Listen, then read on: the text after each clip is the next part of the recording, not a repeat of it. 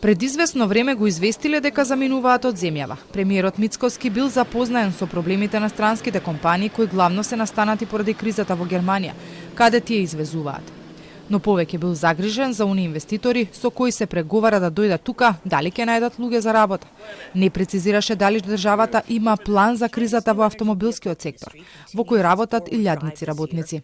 Јас повеќе сум загрижен дали ќе имаме доволно работна сила за сите оние инвестиции кои што се во процес на инвестирање. Од ТИРС пак се уште не добиле ништо официјално од компаниите. Странската компанија Аптив, во која работат околу 500 лица, го затвора погонот во Бунарџик. Во дописот до Телма објаснуваа дека производството од земјава го селат во погоните во Португалија и Полска поради оптимизирање на производствените капацитети согласно случувањата на глобалните пазари, но ќе ги обештетат и работниците. Британската Джонсон Метипа, која долги години работи во земјава, исто така во одговор до Телма објаснува дека поради глобалните случувања ќе кратат на работни места. Универзитетскиот професор Ванчо Зунов во вчерашната топ тема рече дека ова е само почеток на она што не треба да се случи во автомобилската индустрија.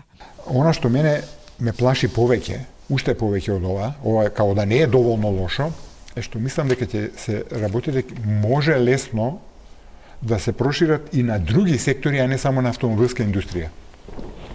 И не само на фирми што се странски директни инвестиции во зоните, туку и на други фирми што не се во зоните странски и на домашни фирми. Од Советот на странски инвестиции неколку пати предупредија дека кризата во Германија се продлабочува и дека ќе влијае на компаниите кои работат тука. Според анализите, некои инвеститори поради намалениот обем на работа ги укинале смените за викенд. Компаниите од автомобилскиот сектор во и надвор од зоните имаат големо учество во креирањето на бруто домашниот производ, но и во извозот, кај кој според последните податоци на статистиката има пад од 5,9%. Британскиот гигант Джонсон Мети пак важи за еден од најголемите извозници од земјава.